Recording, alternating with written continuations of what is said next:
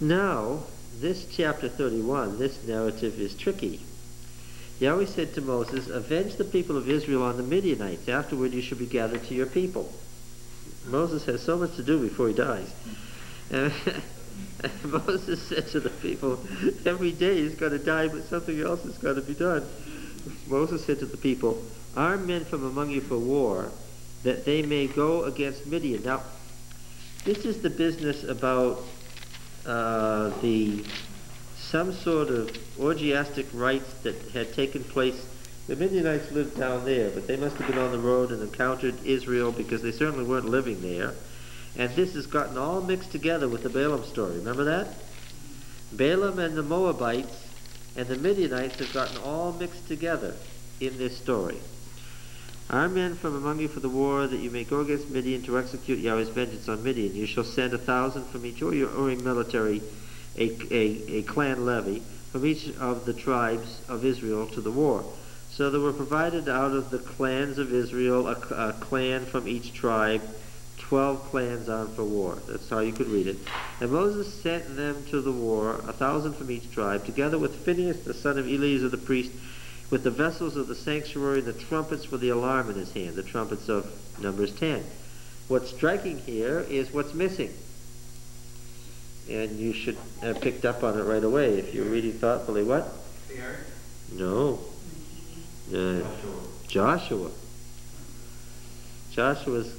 There's no mention of Joshua.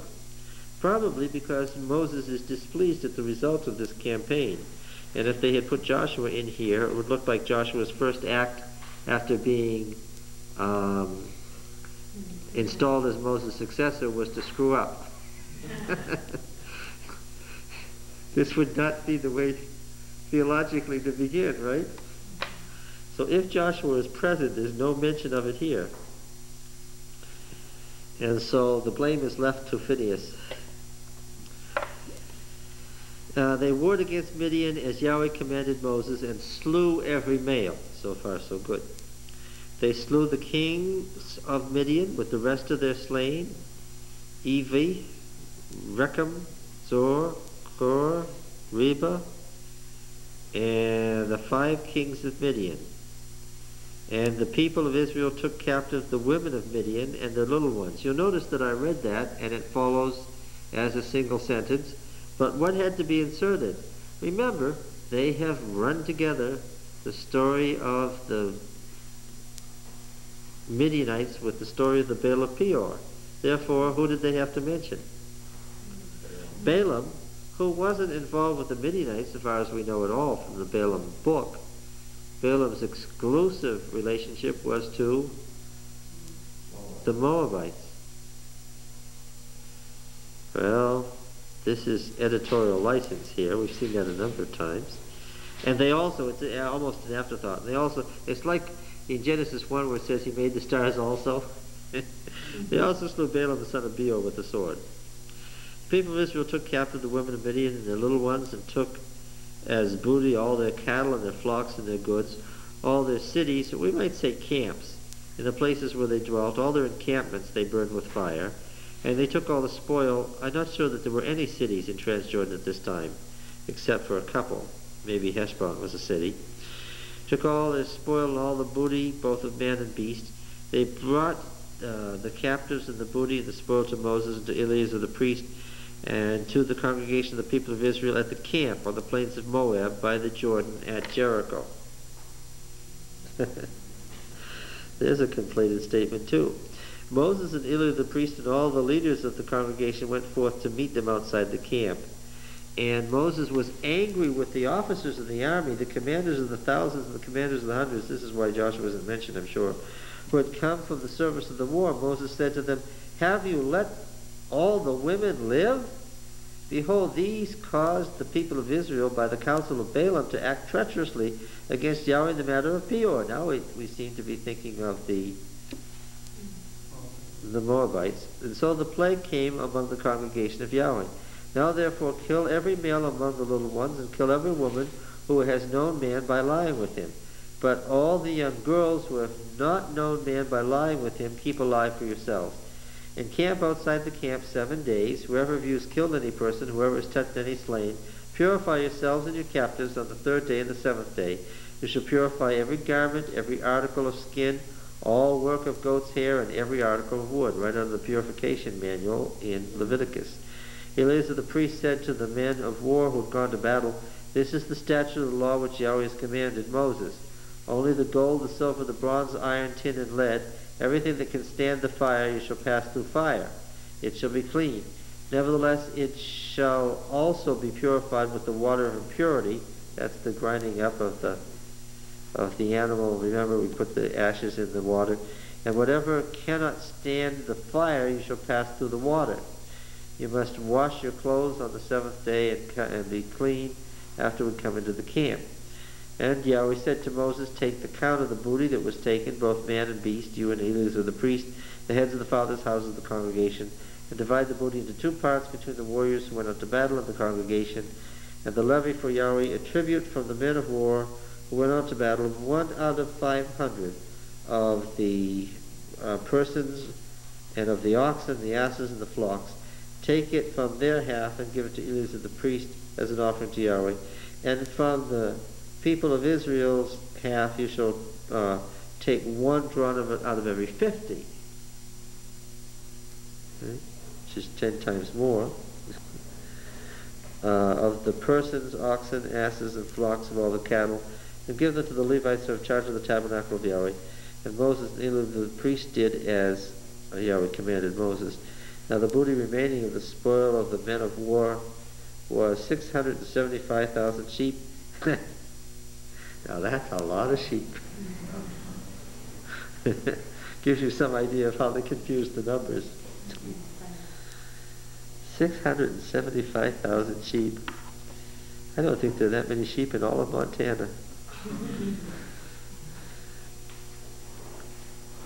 Anyway, there was a lot of animals and women. And the portion, that's how it puts it together here, of those who had gone out to war was in number 337,500 sheep or something, and so forth. So then they tally how many had to be given to the Lord and so forth. Let's see. And then verse 42, the people of Israel's half, and so forth. Verse 48, then the officers who were over the thousands of the army, and the captains of the thousands, and the captains of the hundreds came near to Moses and said, "Your servants have counted the men of war who are under our command, and there's not a man missing from us. We have brought Yahweh's offering, what each man found, articles of gold, armlets and bracelets, signet rings, earrings, and beads, to make atonement for ourselves before Yahweh." It's not the only place where non-blood offering makes atonement. And Moses and Eleazar the priest received from them the gold, all the wrought articles, all the gold of the offering that they offered to Yahweh. From the commanders of thousands, hundreds, was 16,750 shekels. Again, it's obviously conflated. Moses and Eleazar the priest received the gold from the commanders of thousands, hundreds, and brought it to the tent of meeting as a memorial. What happens next? Actually, that's what Moses was told to do. Now the Reuben, Gad. Later on, we find out that half the tribe of Manasseh is also involved. These tribes fronted up against each other on this side of the sanctuary, right? Right? Reuben, Gad, and Manasseh?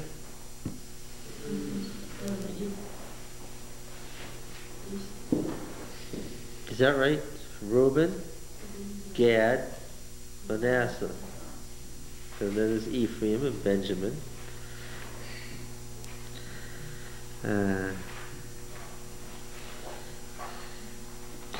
The sons of Reuben and the sons of Gad had a very great multitude of cattle, and they saw the land of...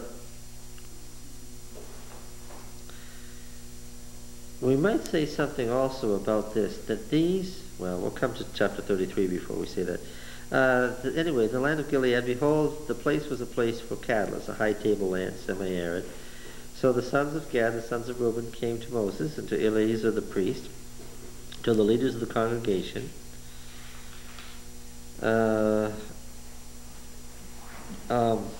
there's a confusion here.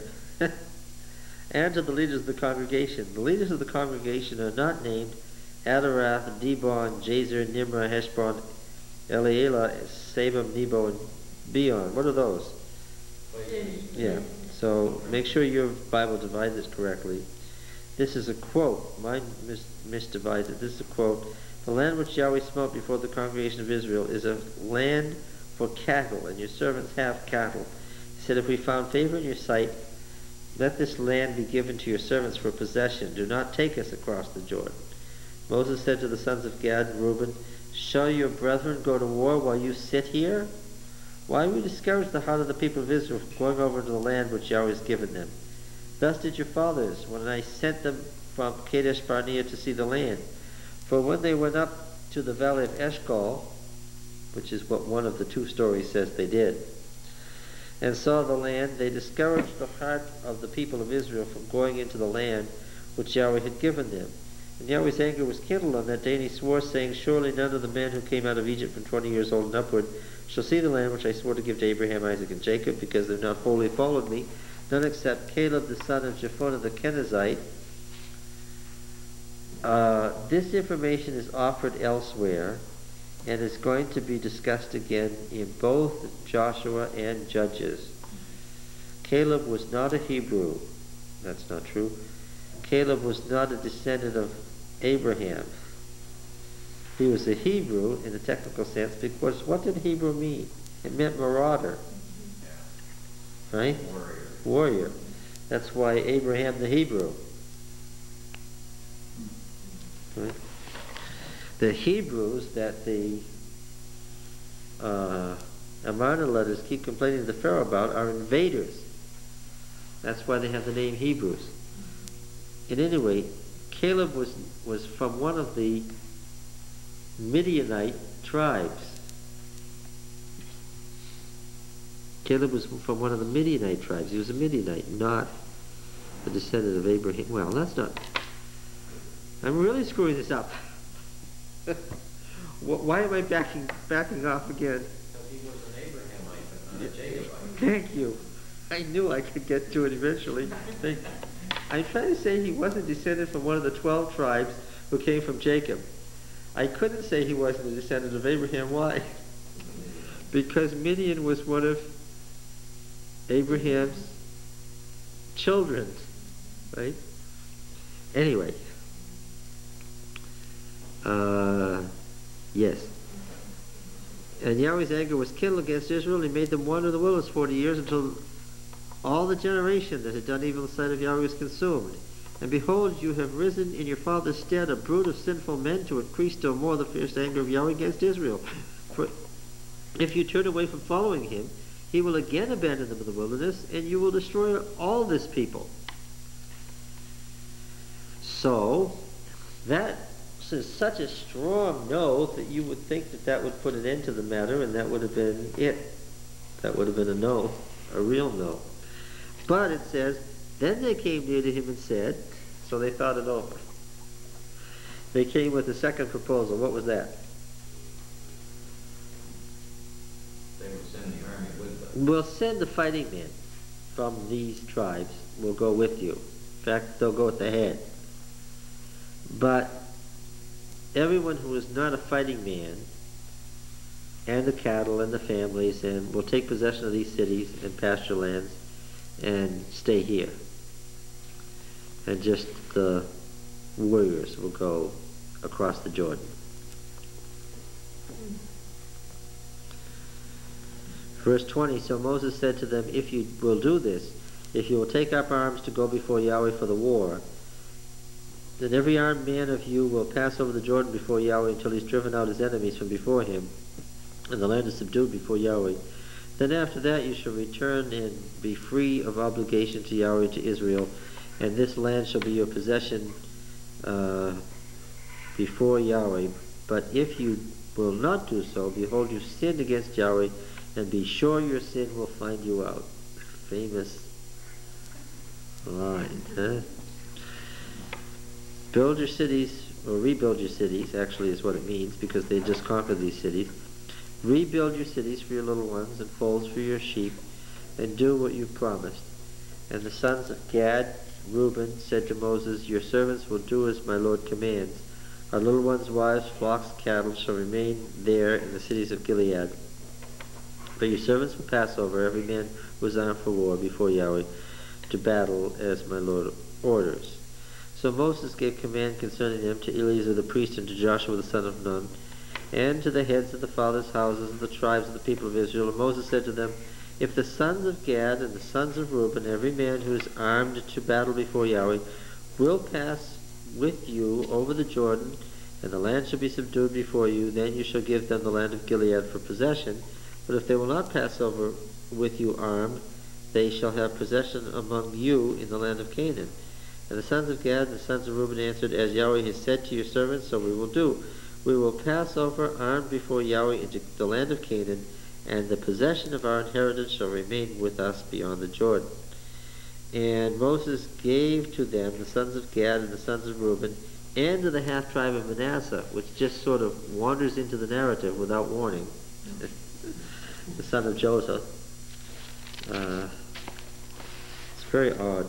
The kingdom of Sion of the Amorites, the kingdom of Og, king of Bashan, and the land and its cities and the cities of the land throughout the country. And the sons of Gad built Dibon, Adaroth, Aroer, Hadarah, Shophan, Jazer, Jogbeha, and so see, they're naming just the fortified cities with villages around them. Beth Nimrah, Beth Haran, and folds for sheep.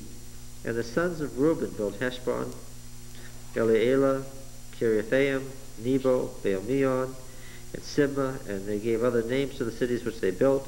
And the sons of Machir, the son of Manasseh, went to Gilead and took possession, and dispossessed the Amorites who were in it. Moses gave Gilead to Machir, the son of Manasseh, and he settled in it. And Jair, the son of Manasseh, went and took their villages and called them Havoth-Jair. And Nobah went and took Kenath and its villages and called it Nobah after his own name. It's the end of a narrative. Now, chapter 33, the famous Numbers 33. I seem to that was so like a real shrewd political move for Moses. And here's a geographical barrier which could have looked at people in Transjordan thinking of themselves as sort of their own group there, or people on this side. As an independent state. Yeah. Yep, that's what Moses was trying to prevent. That's exactly it. Now, Numbers 33. What? But Reuben did remain nomadic, didn't he? Wandering around. Yeah, because what were they staying in Transjordan for?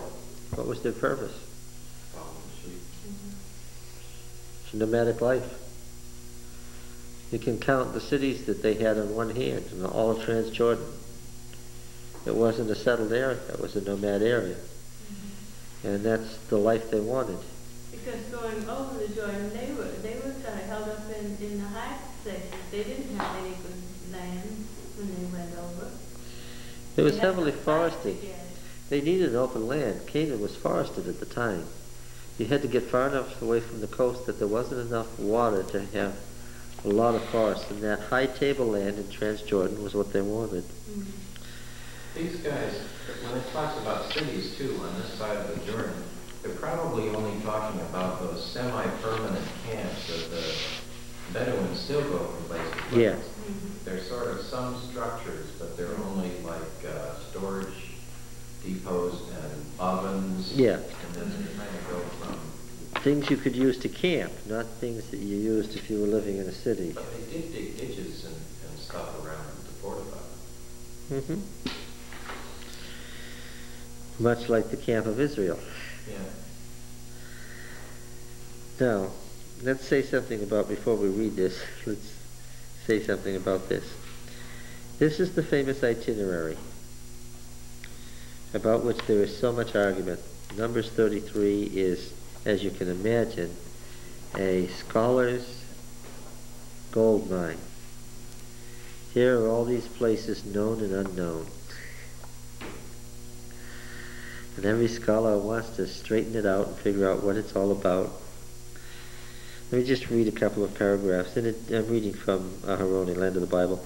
In addition to this literary tradition, there is preserved in the Bible a summary of the stations in the wilderness wanderings, which lists 45 stations and settlements on the way from Ramses to the plains of Moab, Numbers 33, including many places which are not mentioned in the literary accounts of the Exodus and Numbers.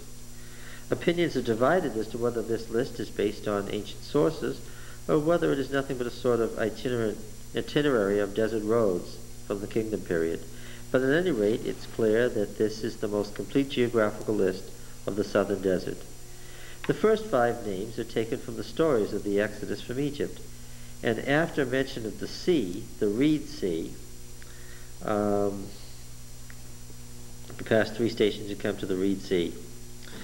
There is a series of 25 stations on the desert roads to Kadesh Barnea, among which the stations from the literary accounts also appear. At the end of the list, there are 10 more stations from Kadesh Barnea to the plains of Moab. In the large middle section containing the 25 stations between the sea and Etzion Geber, it is impossible to identify even one with certainty, and the accepted identifications are made mainly on the basis of a hypothetical line of march. Some scholars assume that all of these stations are to be found in the southern Negev, just the southern desert of Palestine, in proximity to Kadesh Barnea, because of the central place which that oasis holds in the wilderness period, and in the light of the first stations listed in the Exodus story, which point in the same direction. When they went out of Egypt, they went to Baal Zaphon and so forth. They were on the road that goes right up from Gaza, across the Gaza Strip, and you just cross the southern desert, and you're at Kadesh Barnea. Well, but of course then you'd have to get that unified somehow with all these other stations. He writes,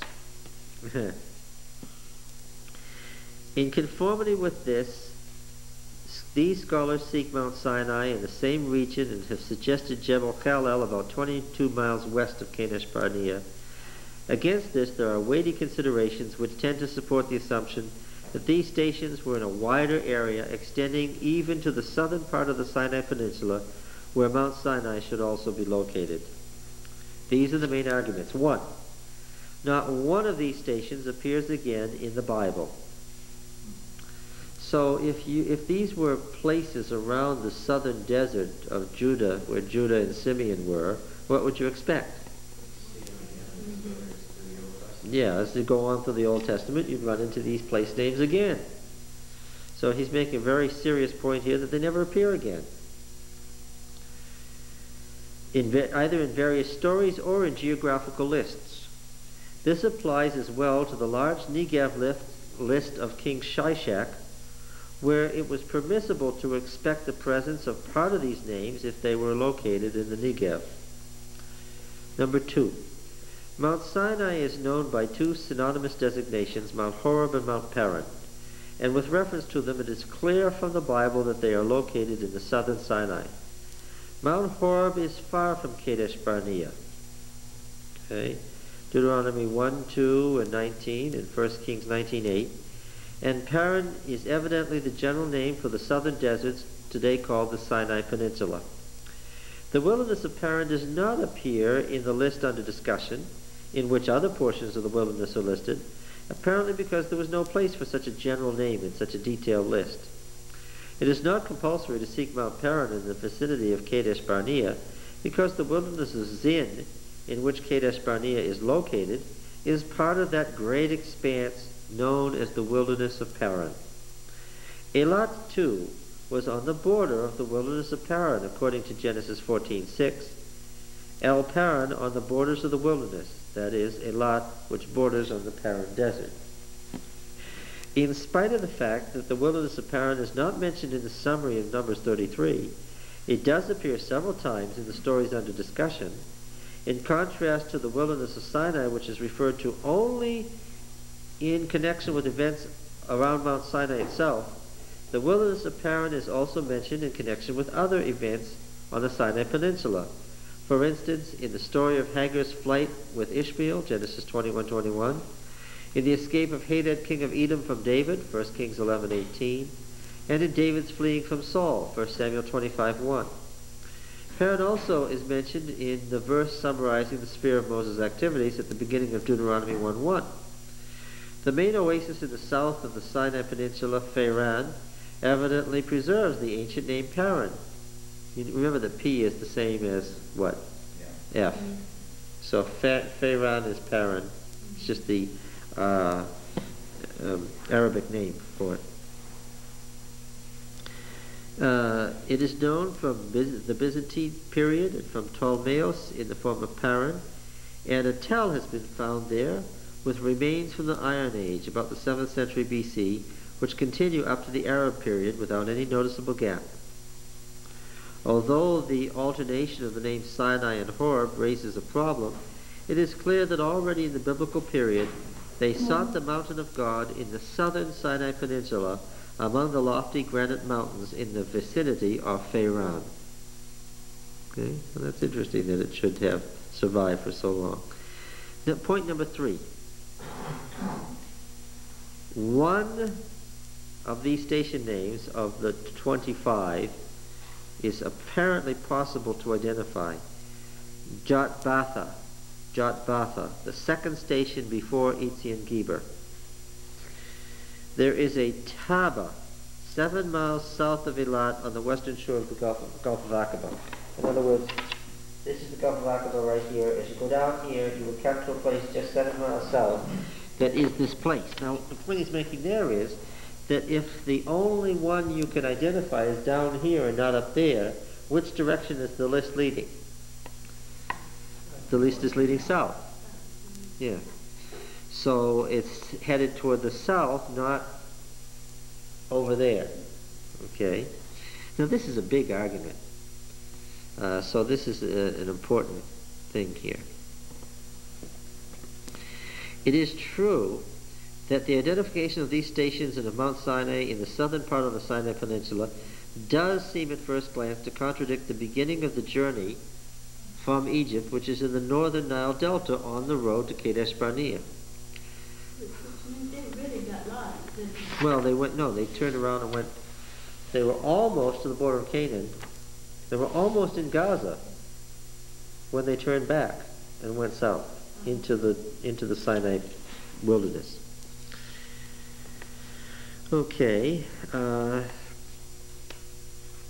then, there's something else that is of some concern here, and I hate to bring it up, but I have to. And it's the summary of the station names in the last part of the list, the section from Kadesh Barnea to the plains of Moab. The summary, which was preserved in Numbers 33, denotes a line of stations and settlements on the main road from Kadesh Barnea to Edom and Moab as far as the plains of Moab, which is one of the major branches of the King's Highway. Let's just look at what those names are. This is the last section now, when you found it. It begins in verse 41. They set out from Mount Hor and encamped in Zalmona. They set out from Zalmona and encamped in Punon. They set out from Punon and encamped in Oboth. They set out from Oboth and encamped in Iye Abarim in the territory of Moab. Do you notice where it says that was? We know where it was because the ruins have been found. It's on the north side of the river Zered in the territory of Moab. Here's the river, and remember that the Zered was the river that divided Edom from Moab. What's this one here? Arnon. This is the Arnon, this is Zered. Iye Abarim is here, just on the north side of the river, on the main branch of the King's Highway. And then the next places that are mentioned as you go along here. And again, we're not making this up, it tells you that it was in the territory of Moab. They set out from Eim and encamped in Dibon. Now, again, we know where Dibon is. It's just north of the Arnon. Okay, it's still there. Yeah. It's still there, so that helps. Does anybody sense a problem yet? Has anybody figured out what the problem is?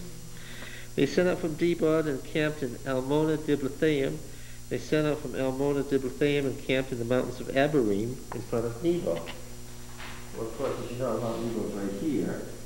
So they come down off the mountain right to about here on the plain. What is the problem with that as an itinerary?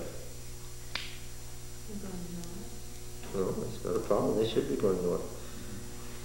Anybody remember what we talked about last week? They wouldn't let them go straight east. Yeah, what? They wouldn't let them go straight east. No, what did they have to do? What? They had to go all the way down to Eilat, from Kadesh Barnea down here, and then they had to go out and along the desert road on the edge of the desert, right? What makes us think that?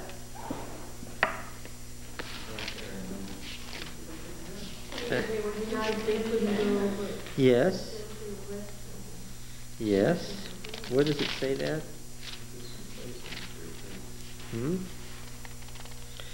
Exodus. Numbers 20, verse 14.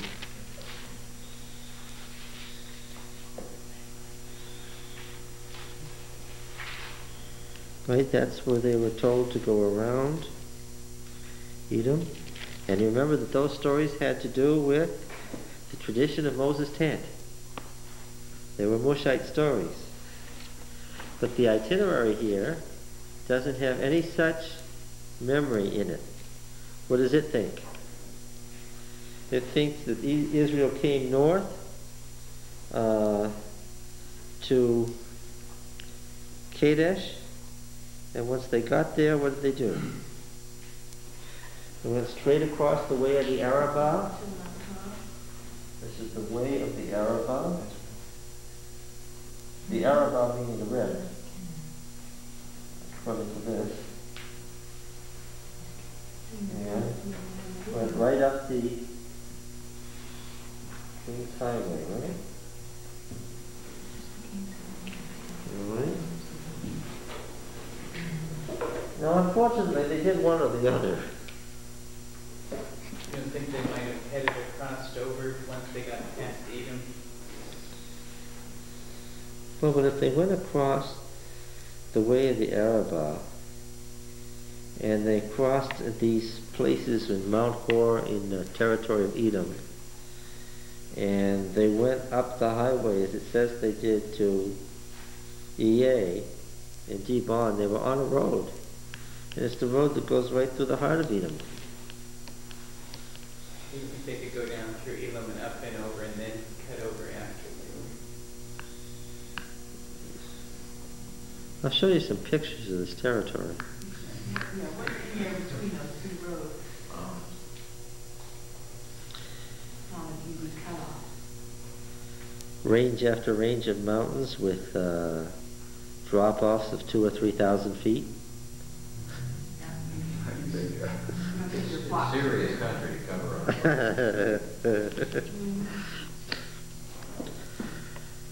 I remember in Petra going around a cliff that you couldn't see the bottom.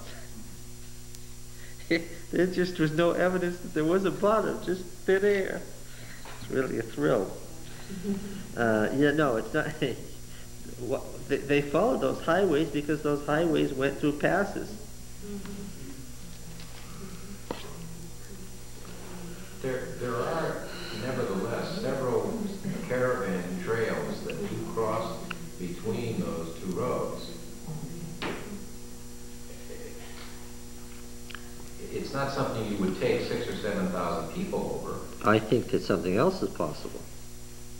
It's entirely possible if they sent their fighting force because they intended to attack the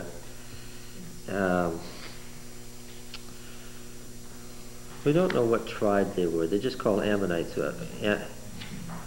Amorites, which just means Westerners. But somebody had recently dispossessed the Moabites and pushed them south.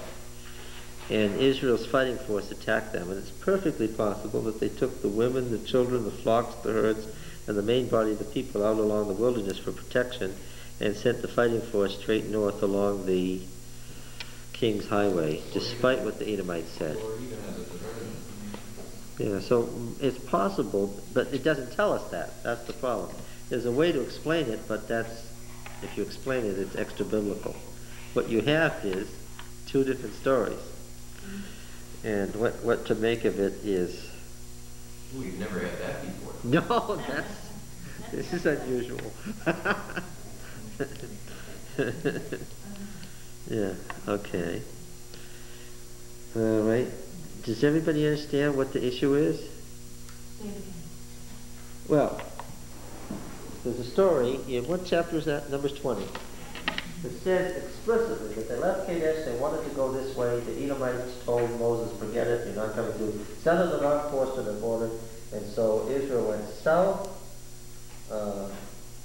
What's the name of this road? Yes. The way of the Amorites, they went south. This, in other words, the western road.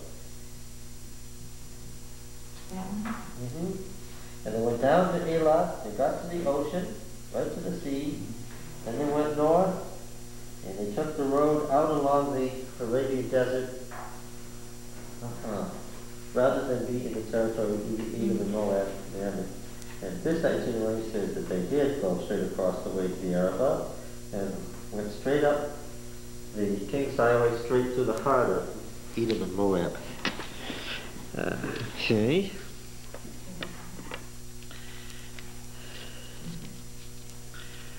All right, yes. Was the King's Highway the border of Edom and Moab, or did they actually extend beyond? No, they extended right out into the southern desert.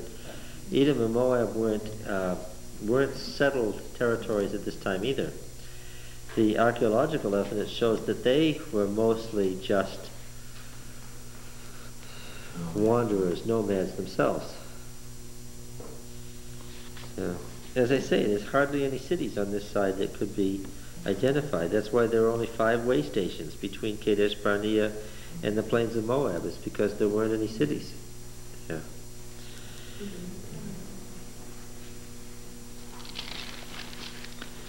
All right.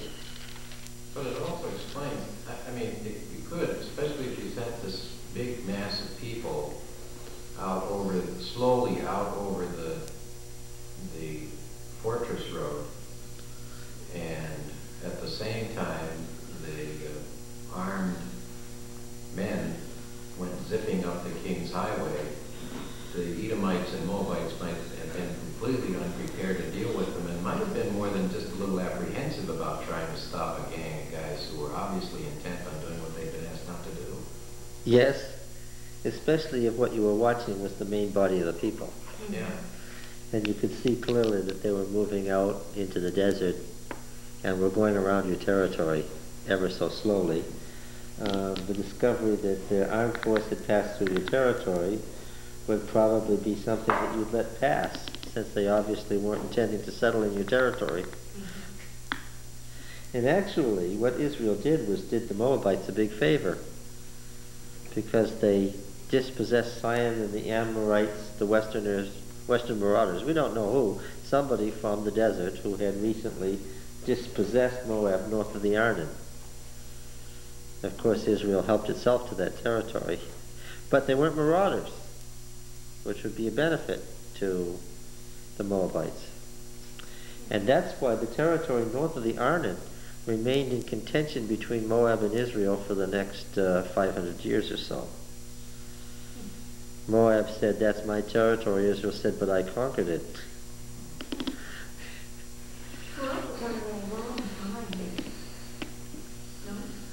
I don't know how long it would take. It would take a couple of months anyway. But I mean, the period of time from here to here was a long period of time, from the beginning of leaving Egypt. Oh, the 40 years. Yeah. Yeah. To get from wherever to wherever. Well, they might have gone back and forth over some of these way stations again and again with animals. Just changing for pasture. Yes. That sort of thing. Yeah, in a cyclic manner, the way Bedouin do to this day. 1/3, this country on this east side of the Jordan today is the Kingdom of Jordan. And 1/3 of that country is still Bedouins. Still people who live in tents and and wander with their animals. And this whole area here is still peopled by people who live that way exactly. Well, there's a site there, by the way, that is entitled, where there was a bronze mine, no, a series of bronze mines, that is titled, the name of that settlement was Nachash, which means serpent. They probably made bronze serpents there, and there's that thing about the serpent that Moses made, the bronze serpent, right at that place. All right, now then. When we're talking about places, it's interesting. It's almost mind-boggling. Some of these places in the stories that we're looking at have been continuously populated by cultured peoples for almost 4,000 years. Yeah, 40 centuries. And we talk about old cities in this country that Yeah. are 300 years old. In Petra, the original site of Petra, up the wadi, you know, with just the dry canyon, was prehistoric and was from the Stone Age. They had flint arrows, and they had beautifully made stone implements, but no pottery, not one little shred of pottery, and no metal implements.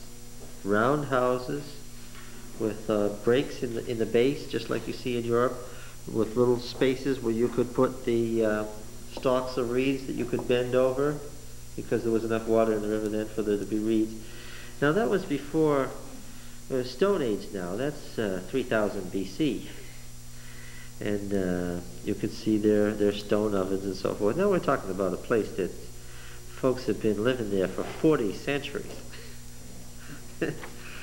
That's old. And I'll show you pictures of it. We should look at pictures of some of these things. Maybe I could save thousands of words.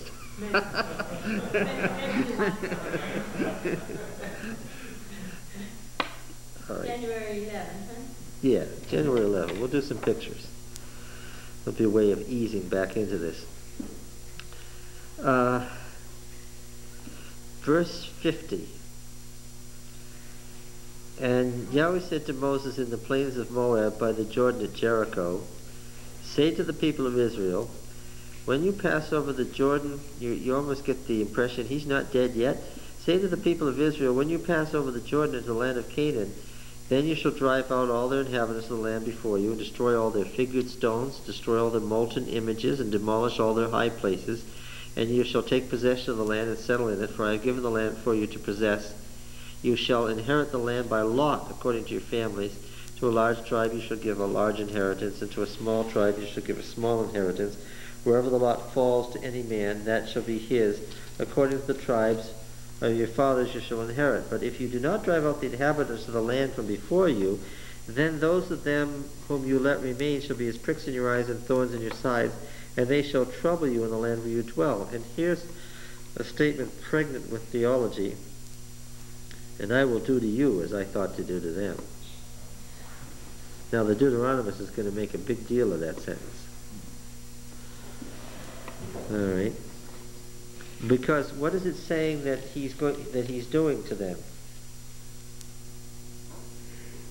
Verse 52. What is it that is going to happen to them? They are not annihilated in this passage. What are they? They're driven out. And if Israel doesn't drive them out, then what? Then God will drive them out, which is a prediction of an exile. And he's also going to break up the idols, and in order to set up his image in the people, he has to, because the molten images are demolished and all the high places and destroying all the pagan worship. Yes, otherwise they will become the pagans who are the successor pagans. And this is a forewarning of where Deuteronomy is going to go. Right? There came to be an exile, right? And they had to explain how there was an exile if there was an unconditional covenant with Abraham. Do you get it? God promised Abraham the land. And he didn't promise Abraham the land if your children are obedient. Right? He just said what? I'm going to give you the land. Then how do you explain an exile if there was an unconditional promise to Abraham? That's what the Deuteronomist had to deal with. Okay? And here he begins to find his source right here. All right, now, 34, the boundaries. Command the people of Israel, say that when you enter the land of Canaan, your south side shall be from the wilderness of Zin along the sides of Edom, and your southern boundary shall extend from the salt sea on the east. Your boundary shall turn south of the descent of Akrabim and cross to Zin, and its end shall be south of Kadesh Barnea. Then it shall go on to Hazer Adar and pass along to Asmon, and the boundary shall turn from Asmon to the brook of Egypt, the easternmost, the Pelusian branch of the Nile River, and its termination shall be at the Mediterranean Sea. Okay. Now then, for the western boundary, for the whole length of it, you'll have the Mediterranean Sea coastline. Your northern boundary will be from the Mediterranean Sea across to the northern Mount Hor. From Mount Hor, you shall mark, that's in the area of Mount Hermon, at the entrance of Hamath, at the valley between the Lebanon and Anti-Lebanon mountains in southern Lebanon today. And it's the end of its boundary shall be at Zedad. Then the boundary shall extend to Ziphron, and its end shall be at Hazer Enan. This shall be a northern boundary. The eastern boundary from Hazer Enan to Shapham, the boundary shall go down from Shapham to Riblah, on the east side of Ayin, and the boundary shall go down and reach to the shoulder of the Sea of Kinnereth, that is the heights of Golan, the Golan Heights, on the east, and the boundary shall go down to the Jordan, and its end shall be in the Salt Sea. This shall be your land with its boundaries. Okay, what's interesting here is that it includes all of Palestine, including southern Lebanon and Syria. It includes southern Lebanon. I mean the southern half of Lebanon. I don't mean a little piece of Lebanon. I mean the southern half of Lebanon. And the country that is now Syria. And about it goes way out, it mushrooms way out around Syria, Damascus. It comes back around the heights of Golan and meets the Jordan River and goes down the Jordan Valley, excluding what is now the kingdom of Jordan, excluding the territory of Moab, Ammon, Edom, and the territory that was settled by Reuben, Gad, and half the tribe of Manasseh, as not part of the covenant land. That's very interesting. It is also why every time the Prime Minister of Israel says Greater Judea and Samaria, it sets off chaos in the Middle East. Why? Because the Egyptians aren't dumb.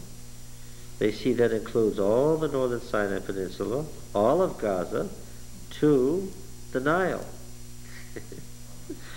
The Syrians aren't dumb. They see that that includes what? Half of Lebanon and all of Syria. So every time the Prime Minister of Israel says that all that we want is Greater Judea and Samaria, what is he saying? Yes, that's right. It's not the king of Jordan who goes crazy, but it's the Syrians and the Egyptians who go crazy. Is it any surprise that the Syrians go crazy every time they hear this? Right? Because they know that it's the stated position of Israel that they're going to expand and eat up Lebanon and Syria. And what intention do the Syrians have to do with that? Not to come to our land. So go out to fight you. Well, it was really bad news when they captured the Golan Heights, because that was the first piece of Syria that they ate up.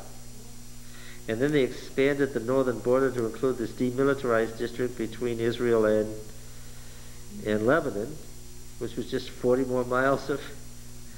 When you say, we're going to guard this demilitarized zone so that we don't have Palestinians coming from Lebanon to kill our people, we're going to guard it and have our army there. Is it a demilitarized zone? Well, and whose territory is it if your army is running around in it? That's really why the Syrians won't let go of Lebanon. because they're afraid if they let go of Lebanon, Lebanon with all its interior problems will break apart, and what? And Israel will run its army right back there and take it over again. It's not like Israel couldn't do that anyway. If they weren't restrained internationally, they would probably have done that during the last war. They had the door open to Damascus. They could have gone all the way there. It was a matter of 8 hours from those armored spearheads in the Golan Heights, and there were no Syrians between them and Damascus. They could have made the trip then. Except that the good Jewish Secretary of State of the United States said what? You do this and what? You do this and see how well you get along without ever seeing another American dollar or another American piece of military equipment. Yes, so now look, this happens to be the empire of David and Solomon. It also has, and we have this whole cycle about Balak and Balaam that was inserted. This is a whole story, a whole little book. This is a little book, an interesting little book about this man Balaam. And it has a beginning, a middle, an end, and a theology and a moral. But because it happened in Moab, what has someone later done with it? Inserted it into the book of Numbers without regard for the original plan of the book of Numbers.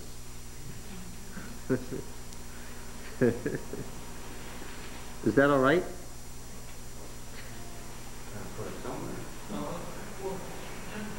Yes. I would have liked to have it like the book of Ruth, which was appended to Judges outside, but left as a little book all by itself, standing sweetly off to itself. It kind of destroys the book of Ruth to be stuck in the middle of the Judges, wouldn't it? Yeah. It's so nice, and Judges is so rotten. Could it be that some of these appendices are some of the books that were referred to? Well, no, they're not poetry. There's no pieces of poetry about the wars of the Lord. There's no pieces of poetry about digging wells or anything like that. There's no ballads. Good try.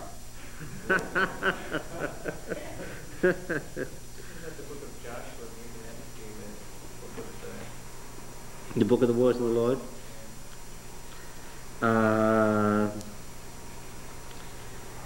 Yeah, except that Joshua shuts off its poetry to the book of Jasher.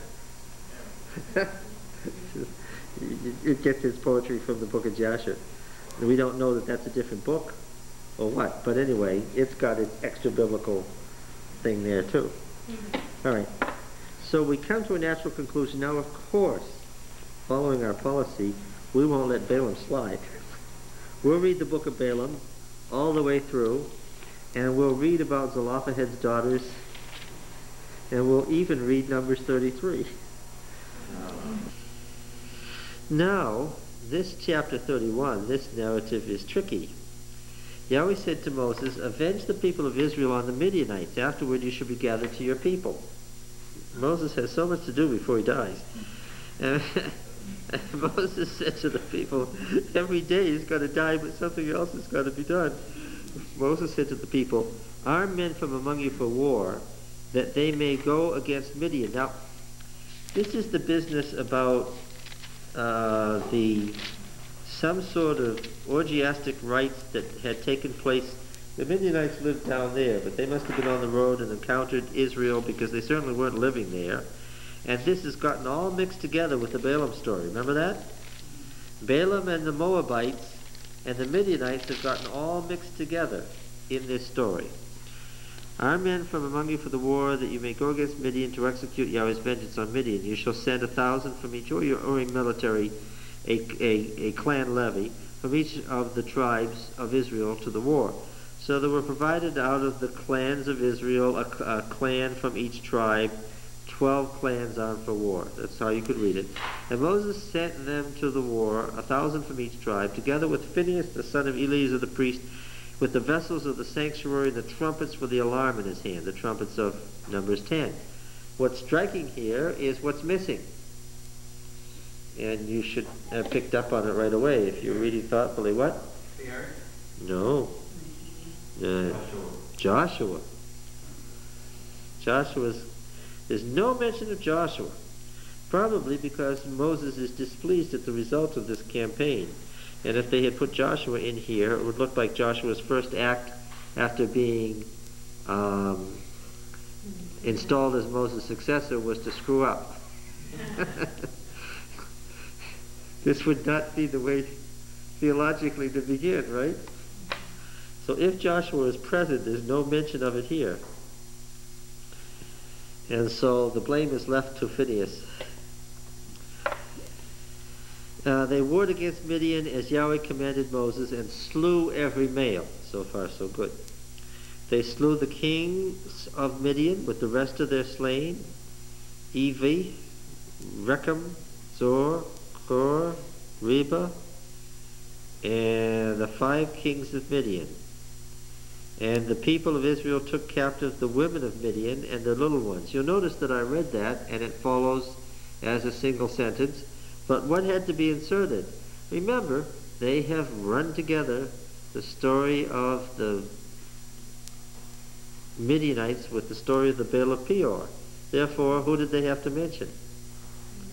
Balaam, who wasn't involved with the Midianites, as far as we know at all from the Balaam book.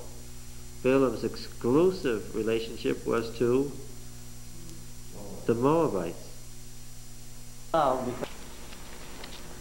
Remember the Balaam oracle? He was going to curse them by the Baal of Peor, right? And what happened every time he tried to curse them? Yeah, it came out a blessing. And so finally the Moabite king screamed at him, what? Don't what? Don't curse them at all or bless them at all. Just be quiet. Because every time that he opened his mouth to curse them, another blessing came out, right? Now, there was a comment about that made. Let's see if we can find that.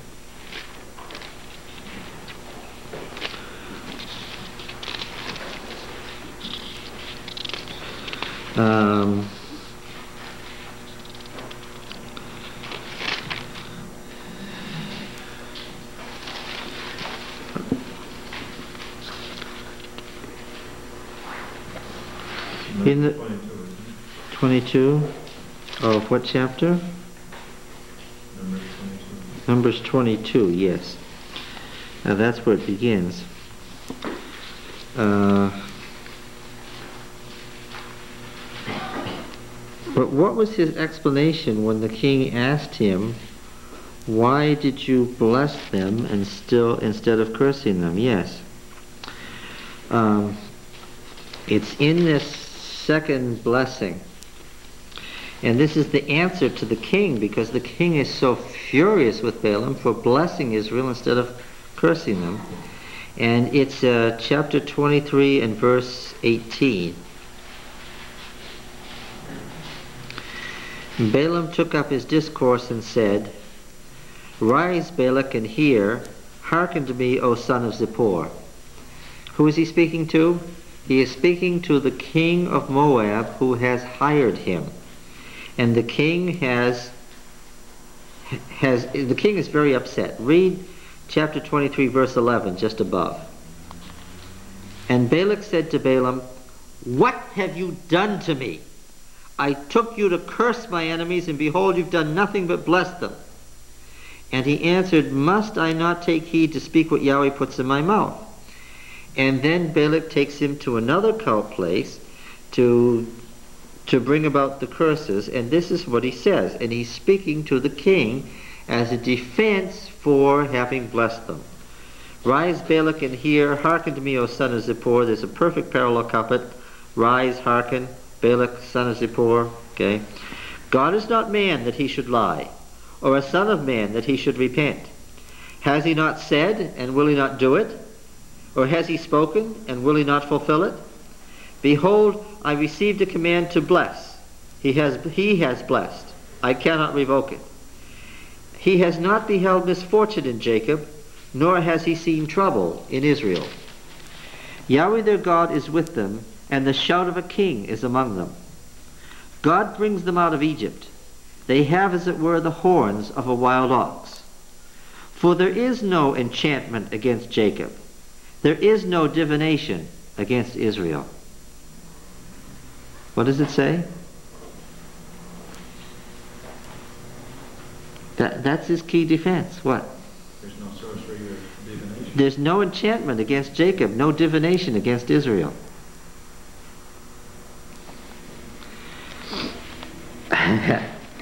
By the black arts, through demonology and Satanism, it would not be possible to cripple the church. You couldn't go out and draw a pentagram and a circle and light some candles and cut off a goat's head and hurt the church. Ultimately, the king figured that out. What's the way to hurt God's people? Get them to sin. So he figured out, yes, they have to do it themselves. They have to repudiate God and sin, right? So he gave up the attempt through demonology to curse them because he found out that what?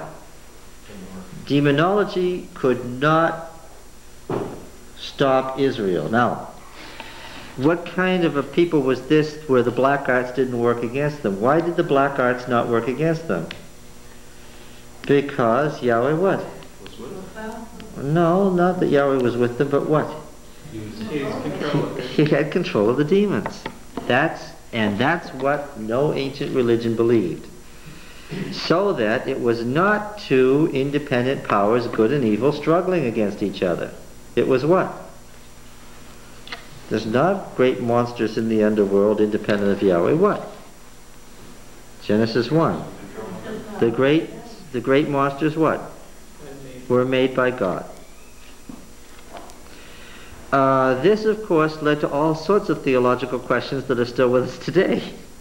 If God is in absolute and total control of good and evil, why do we have evil and suffering? That's for the book of Job and 2nd Isaiah. We'll come to that later. The point is that, difficult though it might be, the Bible teaches God is in absolute control of good and evil. Total control, that nothing can happen apart from his absolute control. That's what divine sovereignty is all about. Because this is Sukkot. Sukkot is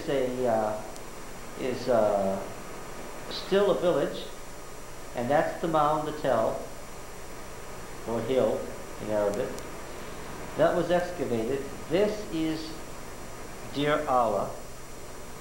This is where the Deir Alla texts were found, right here in the flat Jordan Valley, right east of the territory that was once Ammon, in indeed the territory that was claimed by the Ammonites.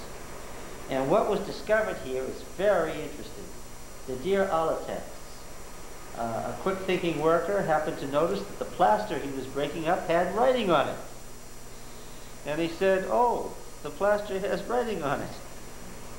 So he stopped breaking it up, and they saved it and pieced together what they could, and they had a long series of texts from the 8th or 7th century BC. The Oracle of Balaam, the prophet of the nations, written in a language that is clearly not Hebrew and has been identified as a sister language as Ammonite. There's enough stuff from what used to be the Ammonite area to recognize the alternate forms of Ammonite, just a sister language of Hebrew. And then there follows a long series of texts or oracles or prophecies by Balaam the son of Beor, the prophet of the nations. Okay? This is the 8th and 7th century BC in Ammon. Why is this significant? Oh, one of the passages says that Balaam was from the Euphrates, but another one says he came to Moab from where? If you go back and you look carefully at the text in Numbers, it says that Balaam came to Moab from Ammon. Why would the Ammonites have been helping the Moabites curse Israel?